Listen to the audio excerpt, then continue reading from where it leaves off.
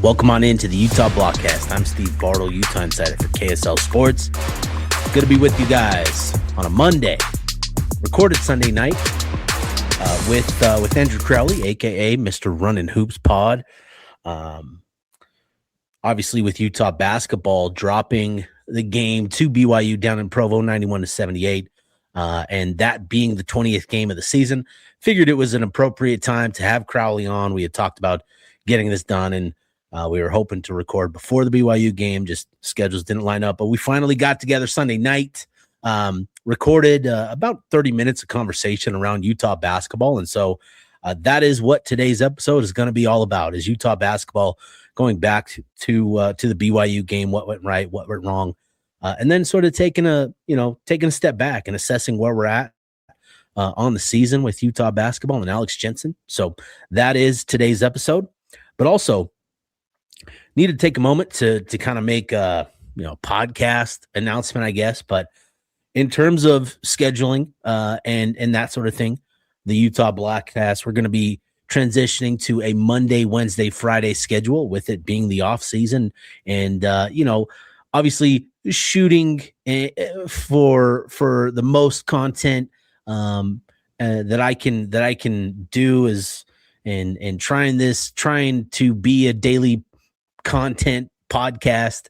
That's been the goal, but with it being the off season, we're going to scale back a little bit and have podcasts out again Monday, Wednesday, Friday, each and every week. And then obviously with basketball, for some games there will be a post game recap and that sort of thing. So count on that.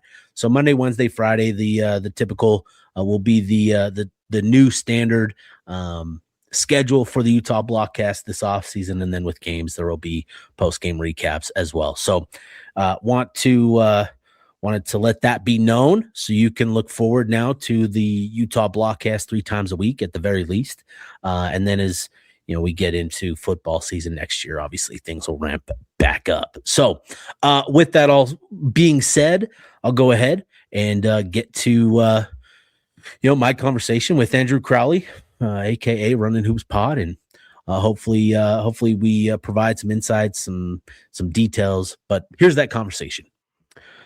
All right, Andrew, good to have you back, man, on the Utah Blockcast. It's been a few weeks, but obviously with Utah basketball, we're now 20 games into the season, and we just watched game number 20 over the weekend down in Provo, Utah versus BYU, and obviously Utah falls to BYU 91-78. But there's some interesting things to talk about with that game specifically. But I'll just start with you. Just what were your thoughts as you're watching the game unfold? And obviously the final result, AJ DeBonsa goes for 43 and sets all types of records down there. But just your thoughts on the game last night. Yeah, he played okay. Come on. Yeah. Yeah. No, he was fantastic. I thought they competed hard in the game. They didn't, until about the last 8 minutes or so, it didn't feel to me like they let the game overwhelm them. They didn't let the moment get too big for them. We've talked about this before, but they're very resilient offensively. It's just they've never fully committed on the defensive end, and that continues to show up down the stretch in these games. I think you even asked Terrence Brown about that in the post game. You get to these final stretches, and at some point, offense isn't going to cut it, and you've got to be able to get a stop and a score and a stop and a score. And unfortunately they were sort of in that at that point in the game they did kind of get overwhelmed a little bit, I think, by the AJ show. BYU was force feeding him the ball at that point to try to get him those points, try to get him that record. And so I think like every game that we've seen, or a lot of the games that we've seen from them, there were moments that were really, really positive. Yeah. And there were moments that, were just kind of head scratching. And I think we saw that finally boil over a little bit with Alex Jensen in his post-game news conference. I mean, he's kept it pretty above board, for the most part, like pretty positive, all of that stuff. And then, after, Terrence Brown says his piece, Alex jumps in with, okay, then guard your guy. And, that, and so I think that, hopefully that flips a switch for the guys.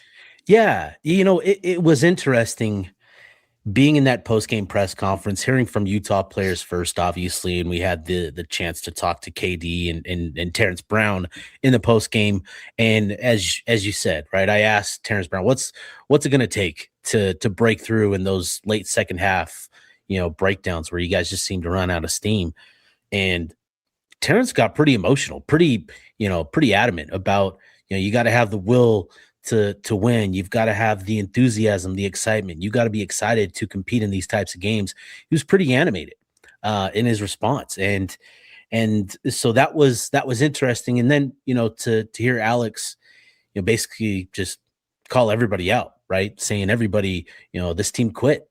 And he, he followed up on what he meant. Like there were good things to take away from this game, and they did some good things, but ultimately, Utah had roughly 10 minutes to go, and it definitely felt like Utah had raised the white flag on the floor. And it's tough to come away from that game with that being, the starting point of the conversation with Utah basketball, because the previous 25 minutes of that game, it was impressive. I was really impressed with the team's ability, obviously mostly offensively, almost entirely offensively, but this team time and time again found answers and created good looks and converted on those looks as well.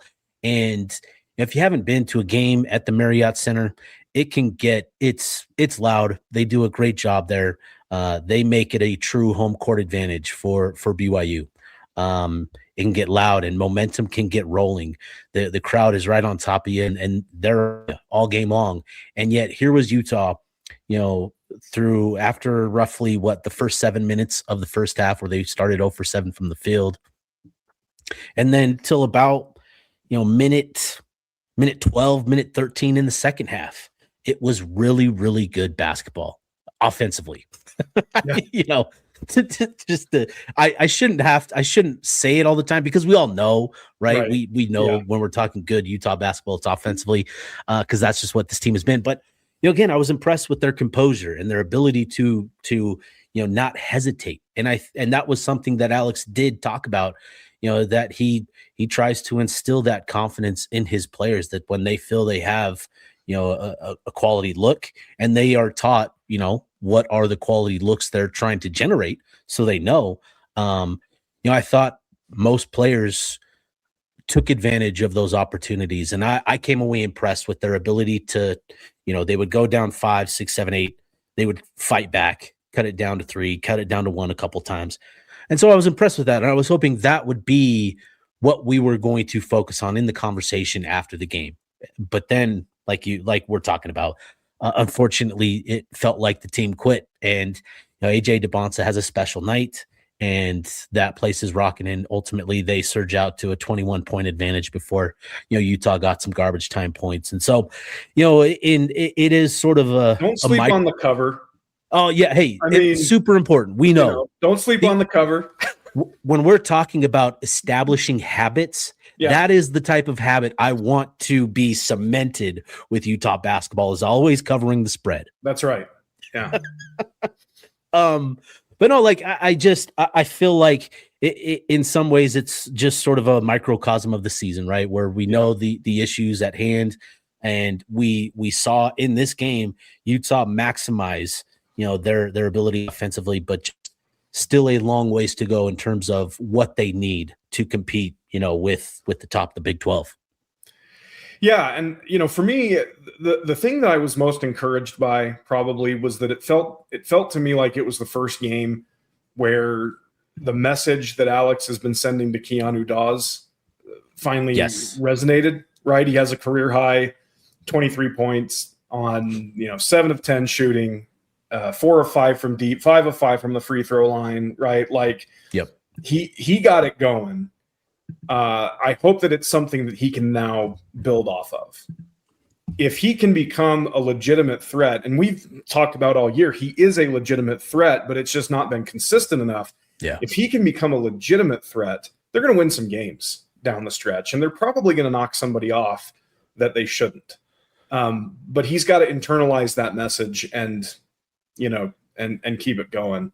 But yeah, I mean, and it's funny, he's the coach, so I'm going to trust his eyes and I'm going to trust his word. I didn't necessarily think that they quit down the stretch as much as it was just kind of a, what are we supposed to do now? Yeah. Absent taking a hard foul, right. Or causing some kind of problem. Like it just felt like they got to a point where they were all just kind of like, okay, well, this is what it is at this point. Yeah. But maybe that's what he wanted to see. Maybe he wanted to see them take a hard foul. Maybe he wanted to see them, do something to provide some resistance down the stretch. And that'll be interesting. So as much as this is about, Jensen calling out his guys and calling out his team for quitting, I do wonder, what are the actual coaching elements, right? What are you trying to actually coach your team other than you need a full 40-minute effort, right? What are the things that he can point to in that game? I think of one play in particular, I think Don McHenry was driving, threw it out to Keanu Dawes on the left wing, right through his legs, which led to Richie Saunders missing a layup and DeBonsa, being the only guy back other than Terrence Brown, who, contested the Saunders layup rather effectively. I think he even may have got a fingertip on it. Yeah, I think he got a piece of that. Did they? And so, but he's the only guy back. And I think, that's going to be something that he points to, that, hey, we've got 30 minutes left in the game, 35 minutes left in the game, whatever it was. When this happens, you've got to get back. Everybody's got to get back. And so there are certainly other moments, I'm sure, that they're going to go to the tape and teach these guys the sort of habits that they need to have moving forward. So I hope that is what we gain from this game, because, again, for 30 minutes of action in that game, Utah kept it pretty competitive. It was tight. It was, they had answers, and you could see the crowd react. You could see the student section react every time Utah hit a shot. It was just, it's unfortunate that, again, the conversation is about the effort and the defense side. That's been the issue all season, and that's bit Utah in the butt again. Yeah. And I think it goes back to, all of those things that, Alex keeps repeating over and over again, where it's like, we got to stop making the same mistakes, or we got to stop, compounding mistakes. They get into a lot of late clock situations offensively, which I think is, was part of the game plan, right? You got to limit the possessions that a team like BYU, or even a team like Kansas State before them, has. They're going to have that same problem against Oklahoma State. But it's what you do with that late clock situation. And, frankly, you can't have Obamate Abbey dribbling the ball in a late clock situation. You can't have, it can't be Seydu for three as your strategy. And so I just think, if he can get this message across, and maybe it's not, I don't want to go here, but maybe it's not this group, but if there's, some core foundational elements to the message that get through, maybe we'll start to see here in the back half of the season, or the back third of the season, we'll start to see some things change, and maybe we'll see them, pick up some wins doing those things that he's been asking them to do. Yeah. And they do have some games coming up that are winnable. They're favored against Oklahoma State. And they're favored against Arizona State after, at least in terms of the data metric sites, Kim Palm, Bartovic. Right. They have some winnable games coming up. And I think obviously we know that, this basketball team was one part of the equation. And I think the fan base is starting to realize how much of an impact they can have on the game, and how I think, obviously there was a lot of excitement for Alex Jensen coming into the season, but still you can see with the crowd that shows up, game in, game out, there's still a lot of apathy with this team, with this program. And I think you're starting to have those conversations, which has been really good, to have those, calling people out for not showing up to games and calling people to get out to games. I think that's important to have these conversations and to see the conversations actually leading to, having an influence, fans showing up more often. And so I hope that continues, but, we'll talk more about, the Oklahoma State, Arizona State, the games coming up, down the road. But I want to kind of reset here and kind of zoom out on the conversation with Utah basketball. Let me start here, Andrew, with Utah coming into the season. What did you have as sort of your preseason expectations? What was kind of the bar you set in terms of what this team could be, what it would likely be? Yeah, I mean, the things I took at face value were, sort of this idea that the coaching was going to be better, the talent was going to be better than last year's team. And as such, the results were going to be better. So like when I did my Big 12 preview, I picked them, I think 11th in my preseason poll. And I felt like, they finished 8-12 last year in the Big 12. I felt like that was a decent barometer for this season. And, here we sit, 7 games in, or they're probably going to fall short of that. But in my defense and in your defense and everybody else's defense, I think that, there was an expectation that certain guys contribute to this team that ended up not contributing to this team whatsoever. Yeah. Other guys had to move up a chair. Other guys outplayed some of the really talented guys that they brought in. And so now here, as we sit 20 games in, I think you sort of have to readjust your expectations a little bit just based on the context of what happened.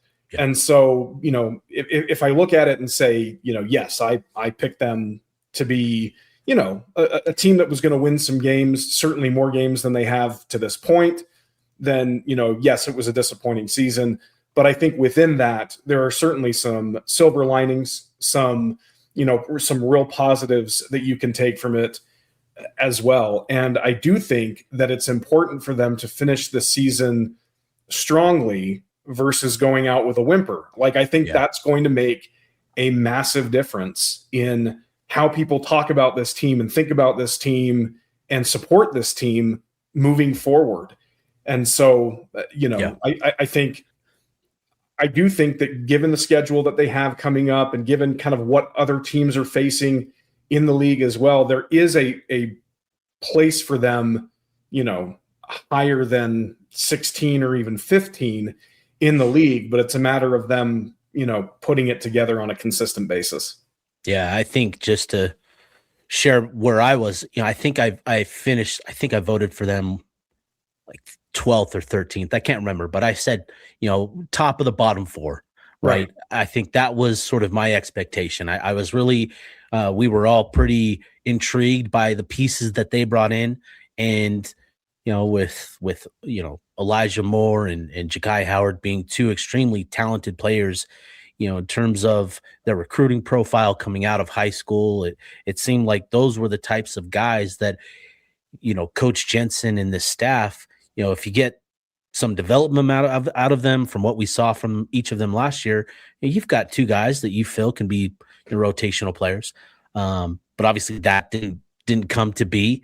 And, another guy that I think would make a significant impact, on this year's roster specifically is Babacar Faye. And I make sure to mention him almost every time I talk about the program, because I do think that alone had a significant impact. He was going to be your starting 5. Maybe he doesn't solve all of your rim protection issues, but he is at least another player that can be of impact there and hold his ground inside, and even have potentially stretched the floor as a 5, which would have been just a unique dynamic to add to this mixture here. So Utah is night in, night out, battling undermanned, and that has been an issue now. Emphasized by the Jacob Patrick and Lucas Longarita, who are both out now with injuries, with varying degrees of, pain, I guess, or significance, maybe. Yeah. Good way to put it. Yeah. I got the screen shake giggle. Yeah. But no, I think, having those two guys, potentially even last night, maybe, makes a difference somewhat, where you at least, the dam doesn't break, with 8 minutes to go, but instead breaks it at 3 or 4 or 2 minutes to go. You know what I mean? So Yeah. I think that's important context to keep in mind with this team, is that they are missing, key pieces right now. And they've played arguably, really, not arguably, they've played a really tough schedule. The number one team, Texas Tech, who is now probably going to be top 10, flirting with it. BYU, same thing. You've played, them twice now. And so the schedule has also been pretty difficult. And so, to this point here, obviously we kind of understood that Utah coming into the season was going to be a bottom tier team. Hopefully you get some development out of guys and you contend and you battle in for, 11 or 10, in a best case scenario. But I think we all kind of understood what this team was. And so with this sort of, team and where we're at in the season, what is this about? What are we trying to diagnose? We talked about habits and, covering the spread kind of jokingly, but I do think, like, what do we need to be evaluating with this team to kind of genuinely assess what this team is, what this program is trying to be, and how much progress they've made towards that end? Yeah, I think, I do think it all starts on the defensive end. Like we know that this team is offensively resilient, right? They're going to continue to make shots. They're going to continue to take shots. Alex wants them doing that, right? Like, he hasn't shied away when they've shot the three poorly. He hasn't shied away from that. He's been like, right, look, I want them to shoot, shots. I want them to be confident. I want them to do all of those things. I think that now that and again, I hesitate to say that the schedule softens up a little bit because it's the Big 12. Yeah. But now that you get a team like Oklahoma State coming in, you've got a week to prepare for them. You've got a team like, Arizona State that's coming in, that's cratering a little bit. Like, what you would like to see is for, Terrence Brown and the rest of the guys to really start practicing what he was preaching there in the post game, and like taking it upon themselves to, do something, better defensively, even if it's as simple as, and I keep going back to what Alex said in the post game, but like not going for the home run play, like the home run steal, but just guarding for 30 seconds, right? Yeah. Like, just as simple as, guarding for 30 seconds. If you give up a contested shot, you give up a contested shot, but like just going out and doing that.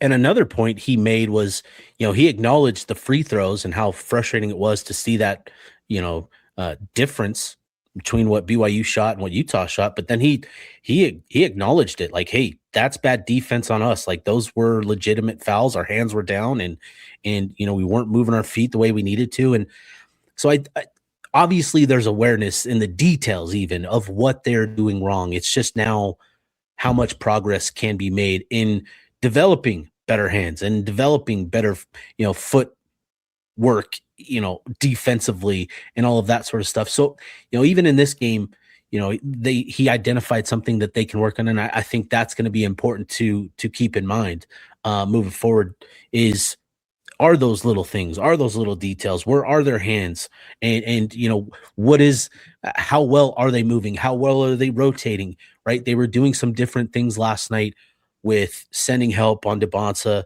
sending them, help in the post, and then you're seeing the defense rotating. And so, there are certainly things that they are trying to work on, trying to implement. And I think seeing better execution on the defensive end. I've been really impressed with what they've been doing offensively. I thought the offense, the plays that they were the action, that they were running did generate a lot of good quality looks. And Alex talked about it, moving it to the second and third sides of the floor to generate shots. And you see that sort of commitment to execution on that end and the improvement there. It's just now let's commit to that same effort, to that same focus and attention to detail on the defensive end. I think that is going to be a big key. So, with this team, we know that the big issue with this roster, again, just being what it is, without Babacar Faye, you're down a big man. You've got James Okonkwo playing, 30 minutes a night, most nights, and that's tough, right? James Okonkwo, we know what he is, and I think less is better with him, where he can just be that high impact energy guy and that. But as we're looking at this team, where obviously with rim protection and the big interior, what are some of this, what are some of the things that we're looking at in terms of potential holes, potential issues that Utah, as we start to look forward, with the second off season with this group at hand, where do they need to upgrade? What are roles? What are spots, positions where they can, bring in somebody else to potentially upgrade at certain spots? What does this Utah team need? Well, they need a facilitator. I mean, we talked about that going into the season, and it was kind of like, can Terrence Brown or Don McHenry become that facilitator? Neither of them really did. Lucas Langarita whipped a couple of passes in the first BYU game that got us all really excited that maybe he could be that facilitator. If you'll let me digress for just 2 seconds, I watched this documentary about Allen Iverson over a few weeks ago. It was a 3-part thing, and Terrence Brown, like one of the guys that he really looks up to is Allen Iverson. And in this documentary, they talked a lot about how once Allen stopped, having to be so ball dominant and kind of came off the ball and allowed the team to have a facilitator to get him the ball, it really unlocked a different gear for him. And so I think that, assuming that they try to retain, Terrence Brown, knowing that he, as the 5th leading scorer in the nation, is going to get some looks, here in the off season, I think if they can get a facilitator, that's also a threat, right? Like you can't just have a point guard that, can dribble around for 30 seconds and hope for the best. We've already got one of those, in Abby. Like, I think that would really help unlock a lot of the other things in this team. And then of course, the rim protecting big that allows a guy like a James Okonkwo, who I know is out of eligibility, but allows a guy like him or Josh Hayes to come in the game, have some energy, play a handful of minutes, and have it be more like a, whatever you get is a nice to have versus, man, we have got to get, 8 rebounds from James and Josh combined. If we don't get that, then our front court hasn't helped us at all. And same thing with, with Keanu Dawes and the rest of the roster, right? Like, you've just got to have people, better people in place so that they can do the things that they're strong at. And they've just been playing out of position, I think, most of the season. Yeah, I think that's a good point. And just to sort of, build upon that, right? We're talking about, Babacar Faye being a guy that, if he's on this team, he's probably your 4th option, where you've got Terrence, you've got Keanu, you've got Don, and you've got Babacar, who I think averaged 9 points, 5 rebounds at Western Kentucky in about 9 games. But you get that pretty consistently night in, night out. It just, it as beyond just guys playing out of position, there's a hierarchy to this, right? Where you've got certain ability levels at each spot and guys that are capable of doing things. And it just kind of brings even more balance to that, where, all of these guys are now fitting in place where they're playing with the second unit and just facing equal competition, I think would do a lot, for this roster. So beyond, needing a facilitator, needing rim protection, which is, the 2 obvious things, I think they need, another sort of 3-and-D shooter. They need to get bigger. They need to get more athletic. That has been really eye-opening, is seeing this team in person against some of these, teams like Arizona and like Washington and Cal and Ole Miss, seeing these teams and just the size, the athleticism that they have at that size compared to Utah has just been jarring, specifically that Mississippi State game was like, holy cow, this is like watching the varsity versus JV team in terms of size out there. But I just think, getting bigger, getting more athletic, that is also going to be a key, right? And so I think that's going to be important to continue to address, and they can make upgrades at certain spots. But overall, I think what we've seen this season with Utah, there's been progress being made. The offensive schemes, the actions that they're running has been a lot of fun. It's felt like modern basketball. The scoring profile and where shots are coming from and the shot distribution has been that of like a modern offense, and that's been really fun to watch. It's not, passing it one side, getting it triple threat, scanning, throwing it back. Like there is movement and there is timing and it's cutting. So much cutting. Oh, it's beautiful. Yeah. It can be really beautiful basketball. It's just we got to get it. We got to get nitty gritty on the defensive side of the ball, Andrew.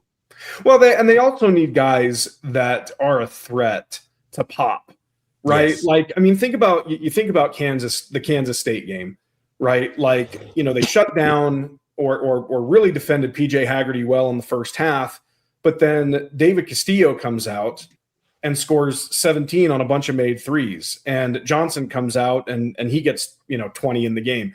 Like, outside of Terrence Brown and Don McHenry, now maybe KD, but those guys are few and far between. Yeah. Right. Like no team is scouting Utah and going, oh man, I mean, if Josh Hayes gets loose against us, we could be in trouble, or name anybody else on the squad. And so I think that's another thing. And that's where sorry to interrupt, just that's where Jacob Patrick can make an impact. That's where a Lucas Longarita can make an impact, even though those, we're talking about the issue being rim protection. They're just not going to be able to solve that issue this season with the personnel that they have, unfortunately. Right. But they can overcome that by having, an additional shooter on the floor. They can have that by having a playmaker who can facilitate and get DB and Don off the ball a little bit more and add some size to the backcourt, right? Those guys can help. And so, hopefully, honestly, I feel more confident in Longarita making a return than I am Patrick at this point. But, I think Longarita is still probably a couple weeks away from a return, but I do think those guys can help Utah. And to your point earlier is finishing strong. The schedule shakes out where there's still some really tough games, but there are going to be opportunities for Utah over the next 2 months.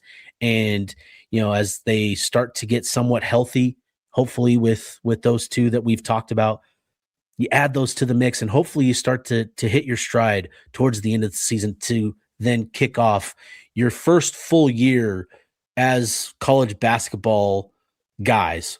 Right. Speaking to Alex Jensen and Wes Wilcox.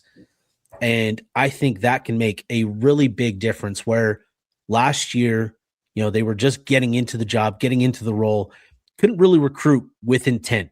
They talked about what sort of vision they wanted, what roster they wanted, but where their starting line was compared to everybody else in college basketball, it was just going to be an uphill battle. They weren't able to recruit genuinely with intent towards their vision just because the relationships, the timing of it all. Now that they've got a year in the program in college basketball, they've scouted, they've developed relationships. I do think that will allow Utah to recruit with a little bit more intent and build towards their vision, which obviously, is going to be a pretty fun offense, pretty, modern offense. But I think there's still a long ways to go defensively. And hopefully with this year, they've had to now recruit with intent. They've identified some guys that they feel can come in and once we get to that point, still got 2 months of basketball left. But again, I just feel like the conversation is so big picture emphasize. Yeah. And I think that's going to make a huge difference for Alex going into year 2 and Wes as well. Well, and I think that they know what it looks like now, right? Like they're going to have an 18 game, Big 12 schedule. They're going to have, having played the 2 Power 5 teams from Mississippi, Cal, Washington, even a Grand Canyon, that's kind of a upper tier team in the Mountain West.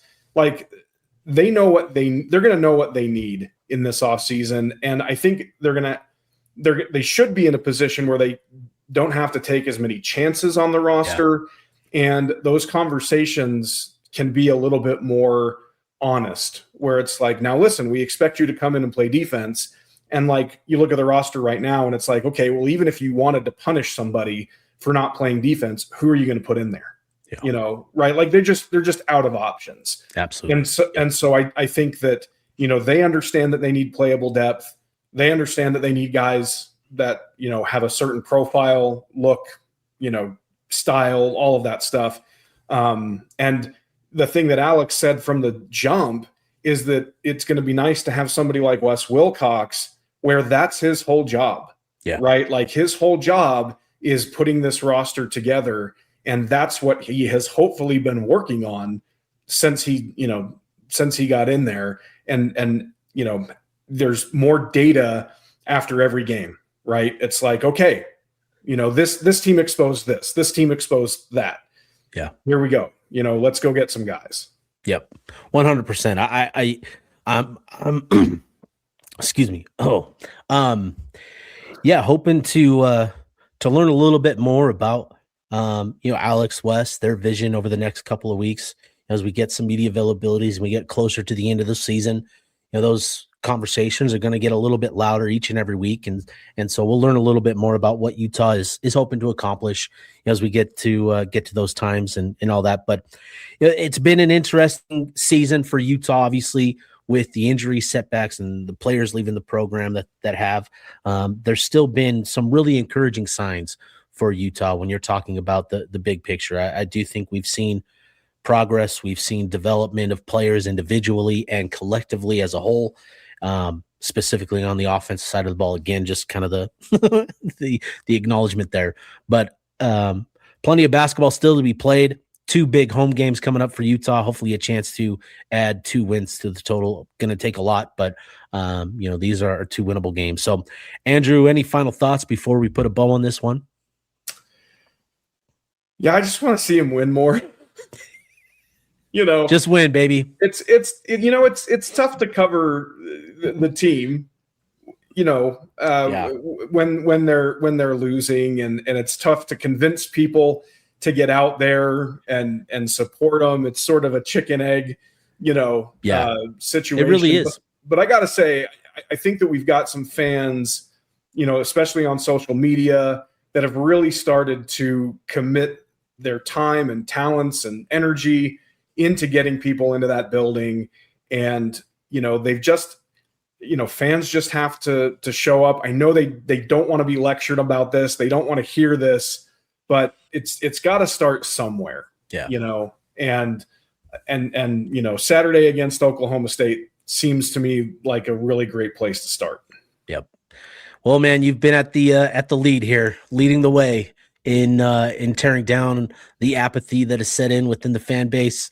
Everybody appreciates your efforts, man. You're the great one on the Utah basketball beat, and always look forward to these conversations. So appreciate you, Andrew. We'll have more. We'll talk later. We'll probably preview the game later this week or something like that. Do a little deep dive on Oklahoma State, and so that'll be fun. But go ahead. We'll wrap this one up. For myself, Steve Bartle, for Andrew Crowley, this has been the Utah Blockcast, signing off.